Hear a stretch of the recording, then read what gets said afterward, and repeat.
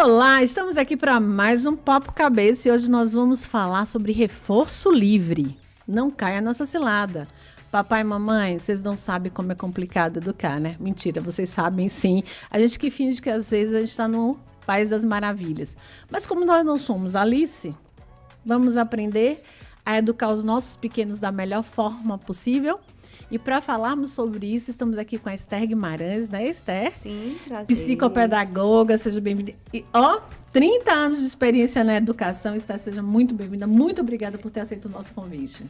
Obrigada pelo convite. E nosso querido Hollenberg Martins, que já está virando figurinha carimbada aqui, né?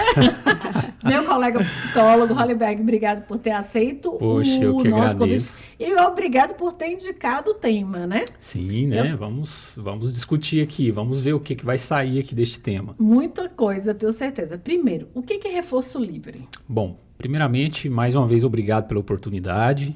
Obrigado, Esther, por você também estar aqui com a gente, compondo essa discussão. Acredito que é um tema muito novo para as pessoas que estão nos assistindo e vocês em casa aí. Então, vamos verificar aí se isso já aconteceu na família, se acontece na escola e, enfim. O que é o reforço livre? Quando nós trabalhamos com a psicologia comportamental, ela tem alguns conceitos. Normalmente, os alunos de psicologia vê a análise do comportamento como uma disciplina com termos bastante áridos, né, para se estudar, discutir. E temos uma preponderância comportamental que é a raiz da programação, do estudo, que rege os comportamentos dos indivíduos. O que seria essa preponderância comportamental? O comportamento do homem tenderá a modificar o meio e ser afetado por essas mudanças. Então, com base nesse princípio, o homem modificará o meio e será afetado por essas mudanças. Muitas relações que acontecem em casa vão poder afetar aquela criança em desenvolvimento de uma maneira muito imponente. E aí a gente começa agora a caminhar um pouco mais em direção a essa expressão, reforço livre. Então, o que seria um reforçamento? O que seria um reforço? Um reforço seria quando um organismo emitisse um determinado comportamento, ele produziria, assim, uma mudança no meio e seria gratificado com ela. Por exemplo, aqui neste exato momento, o que está mantendo a minha fala, obviamente, é a atenção que vocês estão me dando, assim como as câmeras que estão aqui captando. Se tudo isso saísse do ar, não teria por que eu continuar falando aqui. Então, está ocorrendo aqui, digamos, um ligeiro reforço. No caso de uma criança em desenvolvimento, nós vamos analisar, nós vamos observar com que frequência os pais atendem às necessidades das crianças em desenvolvimento, e isso é positivo, isso é importante. Por quê? Porque, logicamente, uma criança é muito dependente, né? Ela precisa aprender muitas coisas. Nós temos aqui a nossa colega que vai dar a sua contribuição também, mas a criança ela depende muito dos seus pais. E já nos primeiros estágios de vida ali, ela vai começar a emitir comportamentos de apontar no objeto, os pais vão entregar aquilo para ela vai emitir um comportamento de pegar um brinquedo, de chutar uma bola. E aí começa alguns comportamentos que a sociedade, de um modo geral, tende a caracterizar como indesejado, né? Um comportamento trivial, um comportamento errado, um comportamento desajustado. E, em grande maioria das vezes, pode acabar acontecendo dos pais negligenciarem esse comportamento da criança e ainda assim ir lá e gratificar aquela criança com um afago, um brinquedo, algo que aquela criança estava querendo. Eu tenho alguns exemplos aqui para dar para nós aqui, para a gente discutir um pouco. Mas seria uma maneira, então, que a criança começa a emitir comportamentos considerados indesejados, que tende a colocar em risco não somente ela, como pets, começa a quebrar coisas dentro de casa, e os pais às vezes fazem aquela falinha muito inocente. Ó, para com isso, fulano. Eu costumo falar para os pais o seguinte, vamos imaginar, você mora num apartamento e você está numa tarde de sábado ali sentado e de repente você mora no 12º andar. A sua criança passa em direção à sacada, você vai fazer você tem as seguintes opções. Opção A, você vai pedir para ela não se dirigir em relação à sacada com aquele tamborete que ela está levando para lá, aquele banquinho, aquele puff que ela está levando para a sacada. Ou opção B, você levanta e contém essa criança para que ela não faça aquilo. Então, como se sabe, para as crianças começar a estabelecer uma relação com a linguagem, com aquilo que pode, com aquilo que não pode, precisa haver ali uma intervenção direta, constante dos adultos. E isso pode acabar não acontecendo em muitas famílias, por incrível que pareça.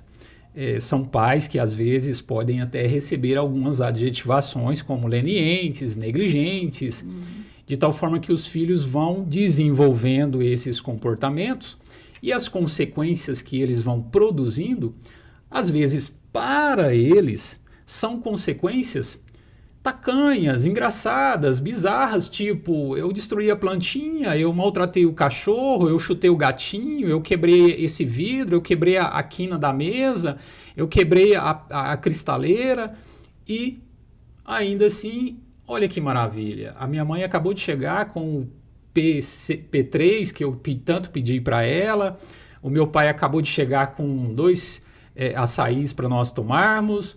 Então, ou seja, não... Eu reforço um comportamento negativo. Está reforçando um comportamento negativo, né? Um comportamento desajustado. Daí, reforço livre. Por quê? Porque ela está emitindo comportamentos para ela. Aquele comportamento, ele é trivial, ele é engraçado, ele é tacanho, ele se diverte com aquilo, só que não tem uma barreira, não tem limite. E aquilo acaba construindo padrões de comportamentos lá na frente extremamente comprometedores. Deixa eu fazer uma pergunta para você. Isso acontece na vida real, Esther? Acontece o tempo todo, né? Eu acho que não só os pais, mas também muitos educadores, né? Às vezes as escolas orientam, né, os próprios professores a ter uma conduta de não embate, né? De passividade. De passividade, né? De não embate, às vezes com o aluno, né? E é lógico que tudo isso que é feito para poder lidar com uma situação onde a criança passou dos limites, ela desrespeitou o colega, ela desrespeitou o professor, ela não enxerga o outro como um ser de direitos, né? Esse é um ponto muito sério. Então, como ela não enxerga o outro, ela acaba excedendo naquilo que ela o limite que ela deveria cumprir, né? Isso é o mais comum e é uma coisa que a gente vê muito mais frequente nos últimos tempos. Porque depois de 36 anos como diretora de escola, né? 34 no consultório como psicopedagoga, né? Intervenção precoce é uma coisa que eu faço há muitos anos. Então, assim, é o que eu vejo todos os dias, Núbia, assim. Pais que não dão conta de lidar com a própria dificuldade. Aí o que eu digo? Disso, com a própria dificuldade. Com a própria Ele dificuldade. tem dificuldade, não sabe como lidar e não assume isso também, exatamente. Né? E não sei educar o meu filho. Uma falta de compromisso com a verdade, né? Traduz isso aí pra gente, por favor. Então, a gente tem que lidar, né, ao longo da vida, para nós mesmos, com o que é o filho que eu tenho, o filho real, que é um ser humano que vai acertar, errar. ele não tem que só nos dar prazer, ele não tem que só nos dar respostas favoráveis, porque ele é um ser humano. Então, esse ser humano, no processo da vida dele, ele vai acertar e errar muitas vezes. E é muito importante para um ser humano saber que ele vai ser amado apesar dos erros, mas que esses erros, que essas dificuldades vão ser, sim, cerceadas. Por quê? Porque existe o outro, né? E nesse limite entre eu e o outro, a coisa precisa ser estabelecida de uma forma muito clara e objetiva. E é tão interessante isso, eu vou voltar para você, Hollenberg. Eu tinha um paciente com TOD, transtorno opositor desafiador. O que é isso? Eu vou falar de uma forma bem simples, bem básica. São crianças e adolescentes que não respeitam a autoridade do outro. Basicamente isso. Limite. É limite. Não tem, Falta limite. Falta limite, é. E aí, o menino tinha anos sem ir para a sala de aula e a gente conseguiu colocar um menino na sala de aula. Vitória, Os pais tiraram da terapia, porque o menino voltou para a sala de aula. O que eu soube depois? Que o menino brigava na escola, atacava pedra, brigava de murro. E aí eu parei assim, gente, será que o pai e a mãe entenderam que quem manda são eles? Isso é reforço livre, né? Reforçamento livre. É a leniência que acaba acontecendo, né? Então, em suma, né, de um modo geral, seria algo mais ou menos assim que vai sendo construído dentro do indivíduo. Independente do que eu faço, eu sou gratificado. Isso tem um comprometimento para o sujeito em desenvolvimento, porque ele vai desenvolver o que eu particularmente chamo de falsa autoestima, e na literatura fala algo muito próximo a isso, porque ele vai ter um superego inflado, ele vai acreditar que ele é mais do que especial, porque independente do que ele faz, as pessoas devem servi-lo. E isso vai se confundir, inclusive, lá na frente, com egocentrismo, com egoísmo, com narcisismo, com aquela pessoa... Tá na moda. Exatamente. Todo narcisista agora. Vai caber aí várias descrições diagnósticas. E onde, na verdade, a gente fazendo algumas análises, nós conseguimos identificar que foi possível o desenvolvimento daquele indivíduo, que dá para se caracterizar ali a presença do reforçamento livre. Então, isso é muito comum. Comum e complicado, né, Esther? Imagine, se eu não tenho um limite, se ninguém me ensinou a ter limites. Se quando o professor dá limite, o papai e a mamãe chegam lá, não façam isso com meu filho. Tem que fazer assim, gente. Não é a escola que educa, não. Tá? Quem educa somos nós em casa, mas a escola participa desse processo de educação. Eu estou certo, Esther? Com certeza, participa.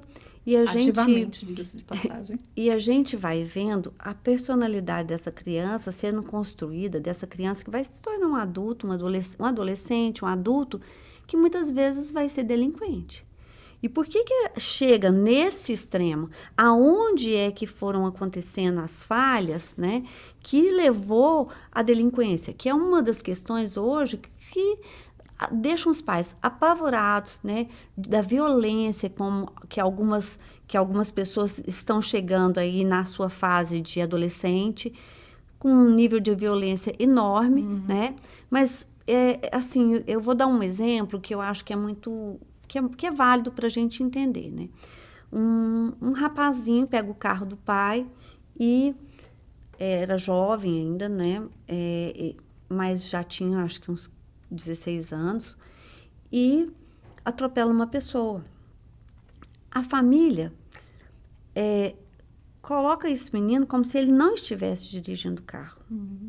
E isso vai perpassando depois na personalidade desse menino para o resto da vida.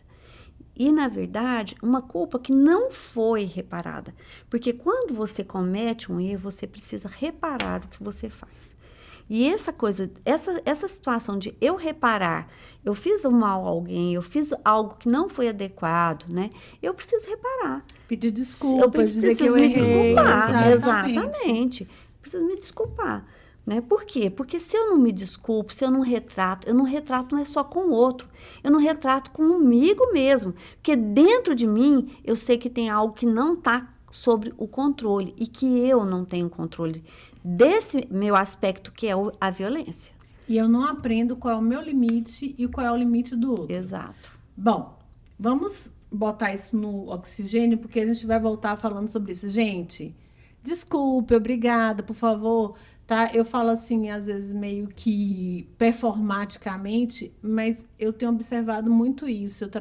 Eu sou especialista em psicologia da infância e da adolescência, e eu tenho pacientes que são crianças e adolescentes que eles falam assim, faça isso. Eu faço assim, a palavra mágica, por favor, né? Obrigada. Então, a gente tem que ensinar-se aos nossos filhos, porque bons modos e costumes de casa vão à praça. Fica aí que a gente já volta, porque o nosso papo é cabeça.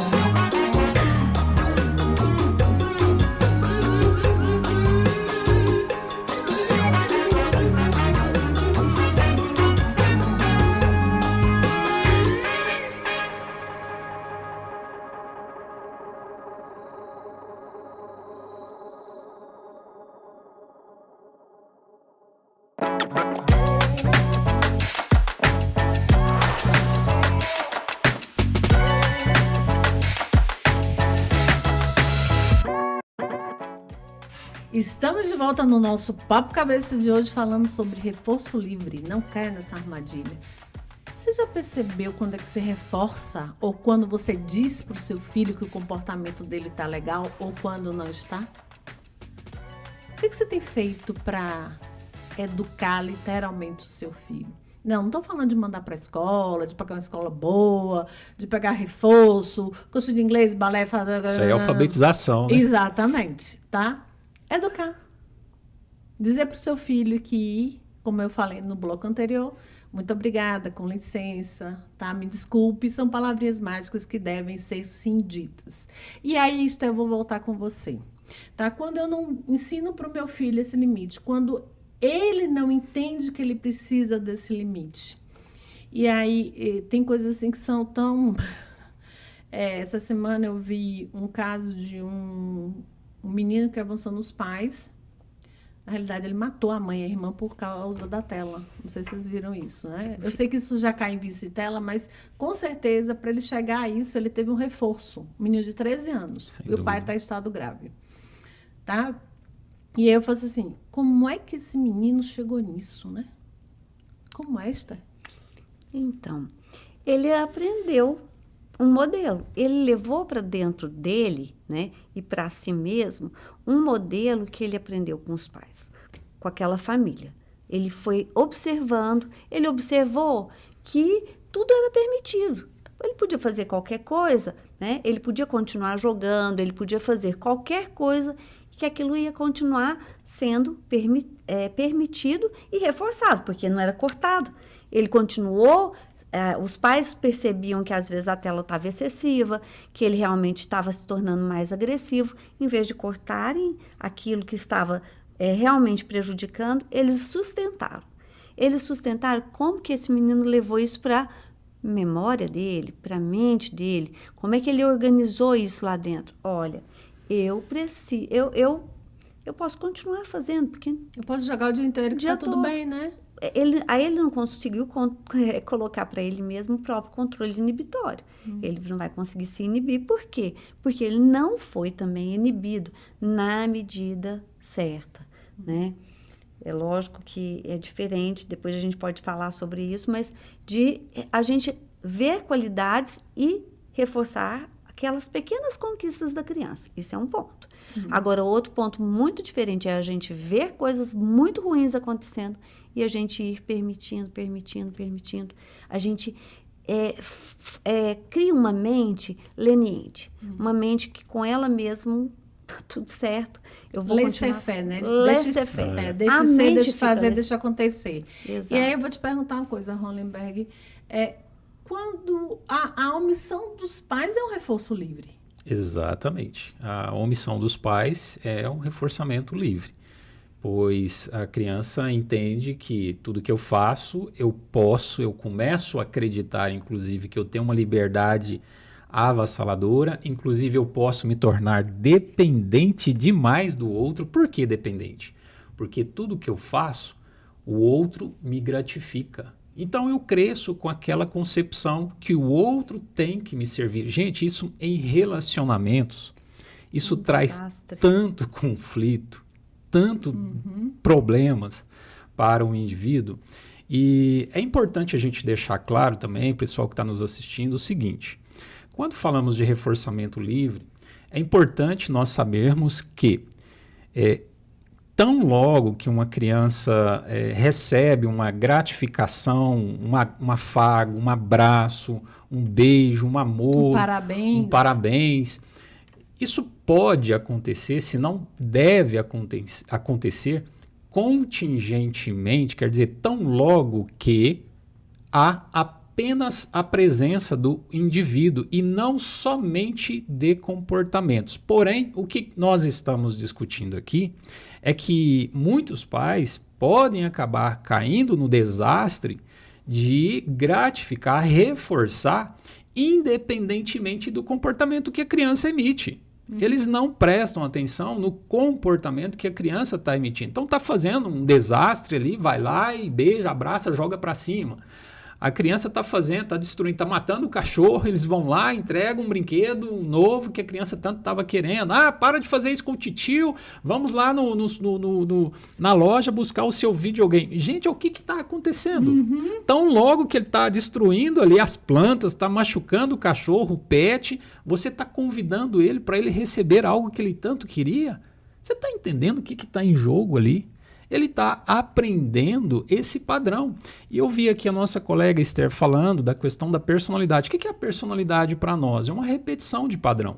São comportamentos que foram sendo fortalecidos e foram se repetindo à medida que o tempo foi transcorrendo. Chega um ponto que isso atinge níveis aí estratosféricos, que a pessoa acredita que ela tem um desvio de conduta e vai ser identificado como um desvio de conduta, inevitavelmente. Esther, foi interessante que quando a gente estava pensando nessa mesa aqui para bater esse papo, você falou no reforço, eu posso dizer não verdadeiro? Né? Não verdadeiro, para não dizer mentiroso, né? Eu vou falar que parabéns para ver se eu me livro da criatura, né? Deixa eu deixar, ou então porque eu não estou prestando atenção. Vou falar sobre isso, porque quando o Hollenberg traz para a gente, os pais não prestam atenção, vão lá, parabéns, embora, vamos, tá ótimo. Eu não sei nem o que ele fez, eu não observei, então eu estou reforçando, né? Eu estou ali dizendo, ó, foi legal o que você fez, mesmo que o que você fez não foi legal. E aí? Bom, aí a gente tem um padrão de pessoas que não enxergam o outro, né? Mas o que eu penso, assim, talvez seja o mais grave com relação à verdade, aquilo que realmente, né, está ali presente, é a dificuldade da família de lidar com a realidade. Ela fantasia um filho que não existe, né? Por quê? Porque ela também não dá conta de lidar com aquele filho que existe, que vai ter demandas. Todos os filhos, todas as pessoas que a gente se relaciona, relacionamentos são construções, né? E essas construções, elas dependem muito de como eu me vejo e como eu vejo o outro. O que eu enxergo em mim mesmo, que eu dou conta de lidar, e o que eu enxergo no outro. Então, eu percebo hoje que as pessoas, né, assim, é muito tempo, mas as pessoas, há 36 anos atrás, quando eu comecei, tinham, assim, uma coisa um pouco mais sustentada. Trabalhavam, achavam que aquilo tinha uma importância, eles tinham valores mais consolidados. Uhum. Hoje, a coisa ficou muito superficial. Líquido, como diria Zygmunt Bauman, né? Tá líquido, o mundo tá líquido, viu, gente? Líquido, tá fluido. Tá fluido. E aí eles enxergam, na verdade, não conseguem olhar para si mesmo, não conseguem muito menos ver o outro e ver as dificuldades que aquele outro está atravessando, né? Porque é uma mente em formação. E todas as vezes, como o Hollenberg disse, que eu reforço alguma coisa que não foi bacana, eu acabo destruindo a potencialidade desse sujeito. Nossa, gente, assim, é tão complicado. Eu estava falando com as colegas, porque eu amo trabalhar com adolescente. Amo de paixão. E elas disseram, nossa, eu não suporto. Eu fiz, por quê? Por causa da família. Porque quem trabalha com criança e adolescente trabalha com a família. A gente pode dizer que a maior dificuldade, tá, nessa questão do reforço livre, do reforçamento livre, né, é a família? Sem dúvida. A análise do comportamento... Foi uma pergunta retórica. Eu só quis reforçar, na realidade. Não é nem retórica. Foi para reforçar para os papai e mamãe, por favor, olha aí a responsabilidade da gente. Papai e mamãe, gente, quando a gente fala, não são o pai e a mãe, são as pessoas que cuidam, que tutelam essa criança e esse adolescente, tá? Perfeito. Então, é muito importante que vocês entendam que a responsabilidade de vocês é grande. É o avô, é o tio, é a tia... É alguém que está ali todos os dias com aquela criança. E, sobretudo, gente, se vocês estão a babá em casa que fica mais tempo com seus filhos do que vocês, preste atenção no que ela está fazendo. Porque, às vezes, a gente acha, não, deixa lá em casa, depois eu corrijo. Não, elas passam 8 horas por dia com seu filho e você vai lá de noite 2 horas antes do seu filho dormir. Não que tempo de qualidade não seja importante, não é isso, Hollenberg? Sem dúvida, com certeza. Então, hoje o tempo de qualidade está cada vez mais escasso. Uhum. Na verdade, já há muito tempo tem se pesquisado sobre esse assunto. Tem uma pesquisa que nunca me sai da cabeça, que eu ouvi de um professor uma vez. Qual era o tempo de qualidade que o homem, exclusivamente, passa com o filho no decorrer de um dia? Vocês têm ideia? Tenho até medo. Eu prefiro não saber. Chuta. 1 hora? 3 minutos. O que é 3 minutos? Pena que eu não lembro a fonte para deixar aqui para vocês. Mas pesquisei. Tempo de qualidade do homem com os filhos. Com os filhos. 3 minutos. Ó, 3 minutos. 3 minutos. Agora, o que é o tempo de qualidade? Pele com pele. Pele com pele. Então, essa questão do reforço livre, tudo isso que você acabou de dizer, Nós já tivemos casos publicados aí em congressos de filhos numa idade adulta aí de 29, 32, apontar uma arma para os pais, exigindo que os pais comprassem um carro para ele, exigindo que os pais fizessem um depósito de tantos mil reais para ele viajar o mundo. Exigindo, são coisas extremamente... 30 anos, eu vou te contar de 50, 29. Que exigiu da mãe que ela desse a pensão do pai, porque a pensão do pai é dela. Muito provavelmente reforço livre. 50 anos. Perceba que a pessoa tem dificuldade de discriminar, uma coisa que eu falo, vocês que estão nos assistindo, pais principalmente, façam psicoterapia. Por quê? Vocês precisam melhorar, todos nós, né? Precisamos melhorar o nível de autoconhecimento que nós temos em relação aos nossos comportamentos, principalmente sobre os outros. Tem muita gente que desconhece o efeito dos seus comportamentos sobre as demais pessoas. Não sabe o que está fazendo o outro sentir, não sabe o que está fazendo o outro realizar. E, às vezes, muita gente está confundindo amor com opressão. Tem muitas famílias acreditando. O que é opressão? Isso dá outro tema, hein, Nubia? Para o nosso papo cabeça, mas vamos lá. Com certeza. Mas é exatamente isso. Esses dias eu estava assistindo uma aula que foi até uma discussão que constantemente nós temos lá no Instituto. E aí estava tendo uma reforma na casa de um rapaz, de um jovem, adolescente aparentemente, e o pedreiro falou para ele, olha, por que você não pede isso pro seu pai? Ele falou, eu não. Aí o pedreiro falou, mas por que não? Porque eu tenho medo dele. Você tem medo do seu pai? Ele só tinha medo do pai. Ele acreditava que pai era uma pessoa cuja qual ela tem que ter medo. E isso é muito valorizado. E isso é muito valorizado até a opressão, hoje. Né? É a tal da opressão. A tal da opressão. Então, a partir daquele momento, aquele jovem prestes a se tornar um adulto, ele iria mudar esse conceito dele de pai. Ou seja, o que ele estava pensando que recebeu de amor ali ao longo da vida, ele teve, na verdade, foi um opressor. Então, dá para nós discutirmos muito bem isso aí num próximo tema, viu, Núbia? É muito mais recorrente do que a gente pensa, né? Mas fica aí. E você também, porque a gente volta já, porque o nosso papo é cabeça.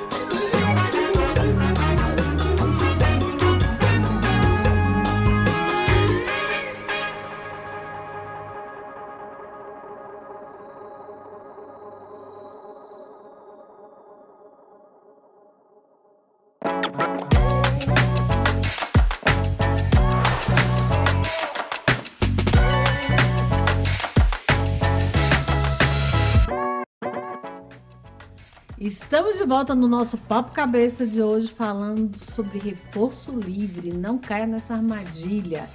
No bloco anterior, nosso querido Hollenberg está falando sobre amor e opressão, né? Que às vezes a gente confunde. Isso é muito comum, você vê isso na escola, Esther? Você com 36 anos aí de experiência como diretora de escola. Então,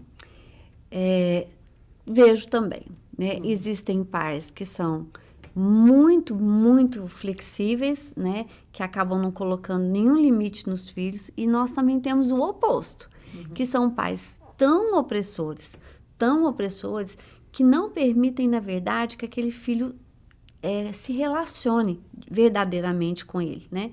Porque quando você se relaciona com o outro e a única coisa que você tem pelo outro é o medo, não existe relação, né? Tá tudo ali muito embotado e o que você se relaciona, na verdade, é com alguma coisa que está muito acima de você. Porque a relação, ela tem que acontecer num nível, né, Equilibrado. Equilibrado. Exatamente. Isso não... a gente pode dizer que esses pais opressores, né, eles estão se defendendo porque, ao meu ver, se eu estiver errada, Hollenberg me corrija, eu acho que é porque eles não sabem o que fazer, então eles oprimem porque é mais fácil, né? Pode? Com certeza. Né? Eu acho que você falou muito bem, assim, se eu for né? debater com você de igual para igual, como é que eu tenho um argumento para isso, né? Então, o que é que eu vou fazer? Eu vou te reforçar de forma negativa, porque também não deixa de ser um reforço livre, né? E aí eu vou te dizer, manda quem pode, obedece quem tem juízo, então, por favor, eu tô mandando e acabou a história. Eu falei isso porque, na realidade, quando você não sabe o que fazer, você não age, você reage, né? Sim. Perfeito. É isso? Exatamente, por aí. É isso E mesmo. aí, Hollenberg, eu queria que você trouxesse aí pra gente, voltando à questão também do reforço livre, Sim. a história que você estava contando aqui nos sim. bastidores, que eu fiquei chocada. Fiquei tão chocada, gente, que eu quase não volto aqui pro programa. Bom, como realmente nós estamos falando de algo que atinge proporções assim muito deletérias na vida do indivíduo, ele acredita que tudo é certo, tudo é correto, ele que está certo. Ele pode tudo. Ele pode tudo e ele vai ter uma dificuldade muito grande de aceitar, inclusive, ajuda. E todo mundo vai achar que ele é narcisista. Todo mundo vai achar que ele é narcisista. E ele vai ter certeza que ele tem uma super autoestima, porque, na verdade, ele tem uma falsa autoestima. Ele é dependente do outro. Tanto é que quando o outro se afasta dele, ele briga. Ele vai causar confusões. Enfim. E o exemplo que eu trouxe foi publicado isso, eu também trabalho com público dependente químico. Isso está citado na obra, foi um professor grandiosíssimo aí da nossa área, que um rapaz de aproximadamente 29 anos, que ele foi recém-contratado numa empresa, e essas pessoas normalmente eles abusam dos espaços que eles estão, né? Então ele já chegou nessa empresa, ele tinha ali experiências com instrumentos musicais e estava vendo um show na empresa, naquela semana que ele entrou.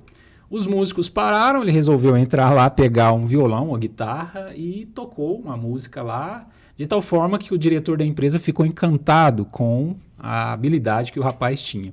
Assim que ele terminou, o diretor quis conhecer e ele foi conversar com o diretor, ele acreditando que o diretor era uma pessoa que possivelmente também iria reforçar muito ele convida o diretor para usar cocaína naquela noite.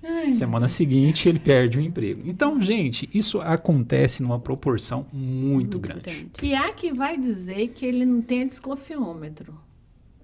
Eu tenho outra experiência mais simples com um adolescente, criança. Certa vez, eu acredito que antes da pandemia, eu fui levar minha filha no shopping, na contação de história que estava vendo. Quantos anos, sua filha? A minha filha hoje está com 9. Ela estava, acredito, com 5, por aí. E ela estava lá ouvindo a história e tinha um garotinho de aproximadamente, eu acredito, uns 10 anos. Não me esqueço até hoje, ele estava com a capa parecendo um reizinho. Ele estava com a coroinha de papel, que eu acredito que é alguma empresa lá que você compra um lanche e ganha aquela coroinha de papel. E era um período de carnaval. Então ele pegava fitilhos no chão da loja e juntava os fitilhos, ficava desfiando e jogando na moça que estava contando as histórias. E a moça tinha que ficar até com a mão assim, minha filha, outras crianças, tentando se esquivar ali dos fitilhos que ele estava jogando nela. E eu de longe, olhando aquela cena, e eu percebi que vez ou outra esse garoto olhava numa direção. E eu olhei naquela direção que ele estava olhando e eu percebi que tinha uma senhora ali. Uma senhora de aproximadamente 70 anos, olhando para ele com um sorrisão estampado no rosto. Tipo, dizendo, vá lá, querido, joga um monte de fitinhos, incomode todo mundo. O que está acontecendo com a sociedade contemporânea? Estão perdendo os limites. Não está reconhecendo que o filho, o neto, está atrapalhando lá outra pessoa. Cadê a intervenção? Aproxima, para aí, vem cá, convenhamos, você sabe o que você está fazendo, enfim, não. Estava dando um sorrisão, mais ou menos com essa mensagem. Então, tem muitas mensagens sendo enviadas diretamente. Não, Hollenberg. Estava com essa... Ela só não verbalizou. Exatamente. Isso, querido, parabéns. E é isso que a gente vê no dia a dia, são essas crianças que estão ali... Porque eu ando muito assustada com o ambiente escolar, porque quando eu vejo a mãe dizer... Vou na escola porque a professora chamou meu filho a atenção, meu coração até dispara. É sério, gente. Aí eu vou brincar como eu brinco com os meus pacientes adolescentes. Ai, meu Deus, é sério, porque tem que chamar atenção. Sim. Não tem, Esther? Você que é psicopedagoga, explica para os pais, olha ali naquela câmera e diz assim, papai, mamãe, o professor pode chamar atenção, claro que de forma educada, doce, quer dizer, firme. Quando a gente fala doce, é que as pessoas não entendem que tem que ser firme. Ser firme não é ser grosseiro. Exato. Traduzindo, né? Então, vou dar um exemplo, gente, porque eu acho que o exemplo, ele ilustra muito bem o acontecimento. Nós temos uma criança, nós temos várias, mas nós temos uma criança com TEA, é um menino, assim... Transtorno do espectro autista. Né? Ele é uma criança autista, mas é um menino, assim, que ele tem habilidades muito bacanas, ele tem uma articulação verbal nível muito boa, nível de esporte 1, é um menino que, assim, ele tem um desenvolvimento muito bom. Mas, logo que ele entrou na escola, né, ele estranhava alguns comportamentos dos colegas. E aí, ele veio, né, junto com a mãe, para me abordar. E foi muito bacana que a mãe foi muito parceira. Ela entendeu o que eu fui falando, enfim, mas eu vou explicar. Então, ele chegou para reclamar do comportamento de um colega, né? O meu colega... fez isso, isso e isso comigo. Aí eu falei, e o que você respondeu a ele? Como que você lidou com ele? E o que você fez para ter esse tipo de resposta do seu amigo? Aí ele falou assim para mim, o que você está falando para mim me dói. Aí eu falei, olha, você é um menino crescido, já tem 6 anos, vai ser alfabetizado esse ano. Então, eu tenho certeza que você dá conta de escutar o que eu falei para você. Porque o que eu falei para você foi com muito amor. Ou seja, eu estou dizendo a você que o seu colega vai ter, muitas vezes, comportamentos que você não gosta, que você pode chegar para ele e falar que você não gosta, mas também que você não pode provocá-lo, porque ele vai ter reação. Então, você vai ter que aprender a lidar com pessoas, porque nós estamos num lugar de convivência. Que legal. E ele foi.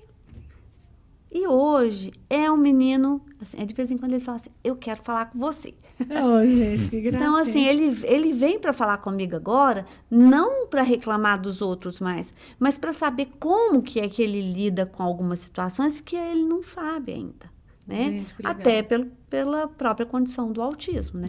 Porque essa demanda social para ele, às vezes, é um pouco complexa. E que bom que ele entende isso, né? Exato. Que bom e aí, parabéns à mãe e ao pai, a gente não citar nomes aqui por questões éticas, claro, mas como é importante uma mãe e um pai, né? Você citou a mãe, mas eu imagino que... Bom, quem dá o suporte para ele, vamos falar assim, né? Que é, como eu disse anteriormente, pode não ser a mãe, o pai, pode ser uma avó, um avô, um tio, alguém que esteja ali tutelando, né? Um cuidador, né? Que esteja ali tutelando aquela criança e aquele adolescente. Mas, assim, Hollenberg, a gente está chegando nos momentos finais. Não está finalizando ainda, não. Mas eu queria muito que a gente fosse prático agora, para que os pais, de fato, não caiam nessa cilada. Sim. o que fazer para fazer o certo. Porque a gente uma coisa, eu chego a me arrepio. Porque quando meu filho nasceu, a enfermeira veio me entregar ele, eu fiz assim, sim, o manual. Eu preciso de um manual, porque todo pai e mãe tinha que ter um manual. Como é que entrega uma criança sem um manual? Eu não entendo isso, né? Onde está esse bendito desse manual? Alguém tem que escrever um manual como educar um filho, né? Sim. Temos vários livros, mas não temos um manual. Exato. Brincadeiras à parte, né? Como fazer para que a gente não caia nessa armadilha, que a gente não caia nessa cilada e que a gente possa educar os nossos filhos da melhor forma. A gente já falou aqui da opressão, do pai que acha que manda quem pode, obedece que tem juízo, que é aquele cara autoritário, que provavelmente é assim porque foi educado desse jeito. Sem a gente dúvida. sabe, diz que a gente tende a repetir padrões, Sim. né? É uma tendência nossa. Sim. E por isso que existe a terapia, por isso que existem os psicólogos, tá, gente? Por favor, percebam-se. Autoconheçam-se. Eu até escrevi um artigo para uma revista que eu falo sobre justamente o autoconhecimento. Porque eu acho que às vezes a gente... às vezes não, normalmente quando a gente não se autoconhece ou se auto-reconhece, a gente acaba caindo em armadilhas. Exato. Então, de forma Exato. pragmática, meu amigo, o que fazer, né? Como é que esse reforço livre pode ser positivo? Porque ele pode ser positivo. Sim, pode ser Né? positivo. E a intenção é essa, né? O Watson Skinner. Skinner, Skinner, exatamente. Bom, vamos lá, né? Vamos colocar a coisa um pouco mais prática. Pegando por esse ponto que você falou por último aí. De fato, é muito importante nós prestarmos atenção no comportamento dos nossos filhos. Para que, ao nos interagirmos com ele, nós também possamos construir nessa criança o devido valor dela, porque se eu começo a valorizar, a gratificar, a parabenizar, a encher de purpurinas, estrelinhas, ela, sem tomar em consideração os comportamentos que ela está emitindo, gente, isso precisa ser subsequente. Quer dizer, ela acabou de fazer uma coisa ali, eu vi, não dá para eu oferecer aquele sorvete, aquele açaí que está na geladeira lá, Quando que ele ela faz uma nem coisa sabe. errada, que você Quando ela fala. faz uma coisa errada, não dá para me propiciar aquilo para ela ali naquela ocasião. Outro erro banal que os pais acabam cometendo é a criança às vezes está dando uma birra, está fazendo alguma coisa desastrosa. Na tentativa de tirar a criança daquilo ali, eles acabam indo lá oferecendo outra coisa mais interessante para ela parar de chorar. Existe um princípio de contiguidade, quer dizer, tão logo que esse comportamento ocorreu uma gratificação, a tendência é que aquele comportamento se fortaleça. se repita. Então, vamos tomar em consideração isso. Portanto, nós precisamos observar e muito o comportamento dos filhos, das crianças, para que nós possamos não passar de lenientes aí com elas. Então, Esther, a receita seria, né? De fato, estamos chegando nos momentos finais, passou muito rápido esse relógio. Acho que tem alguma coisa errada com ele, gente. Também estou achando. Tá, eu tô achando. Também. Reforçar o que é reforçável, ou seja, o que é correto, o que é certo, com muito carinho, com muito amor, e o que não é, a gente vai olhar para o filhote e dizer, não foi legal? Não foi é isso? legal. E eu penso assim, a gente sempre acha coisas bacanas que a criança está fazendo e pode fazer. Só que quando essa criança não está fazendo alguma coisa que realmente vai ser construtivo, que vai ser favorável, a gente tem que chegar, não expor talvez aquela criança ali em frente a um grupo inteiro. Chama a criança ali num canto e fala, parar com isso? Será que você vai dar conta de se comportar naquele exemplo que você que citou, né? Sim. Do menino que estava lá jogando fitilho. fitilhos no outro. Então, vamos tirar aquela criança dali e vamos falar, olha, quando você estiver dando conta de ficar aí legal, ouvindo a história, né? Aí você volta, mas nesse momento você não está comportando bacana. Vamos embora para casa. Vamos embora para casa. Esther, querida, muito obrigada. Um prazer Eu que te conhecer. agradeço. Amei, espero revê-la aqui em breve, porque a educação é um tema que eu amo de paixão. Com Fique à vontade certeza. para se despedir, se quiser deixar suas redes sociais. Esther, psicopedagoga, né? Tenho o maior prazer de responder as dúvidas. Estou sempre interagindo, buscando ajudar as famílias, os pais, as crianças, né? Todos que precisam ali de uma ajuda no processo de educação dos filhos. Obrigada. Contem comigo.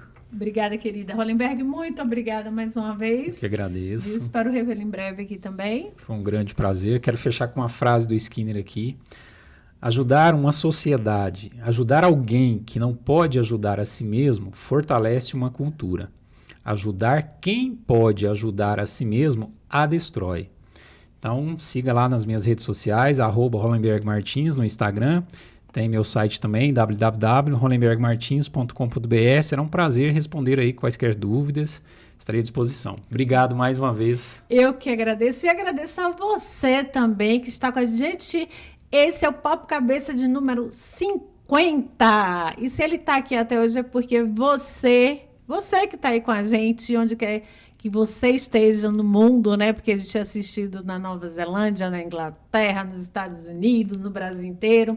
Nós somos ouvidos aqui, né? Através da Universitária FM. Obrigada, minha equipe aqui. Fiquei emocionada, né? Que a gente não faz nada sozinho. Obrigada a todos que sentaram aqui. Eu agradeço aos meus parceiros Parabéns que vieram aqui. Parabéns pelo projeto, muito bacana. Parabéns. Que legal, tá? Então vocês hoje estão representando todas as pessoas que sentaram nessa bancada. E saiba que o nosso programa veio de um sonho. Eu já falei sobre isso aqui e esse sonho se realizou. Quero agradecer especialmente a Gislaine, que é a nossa diretora aqui da TV Universitária, ao meu querido diretor Rogério, né, que a gente chama carinhosamente de Pelé, a Matheus, que cuida de mim, muito lindo, a Felipe Leonardo, a Rogerinho, que são câmeras, tá? A Ronaldo, que está lá no nosso Master. Amo vocês. Gratidão e até o próximo, porque o nosso papo é cabeça.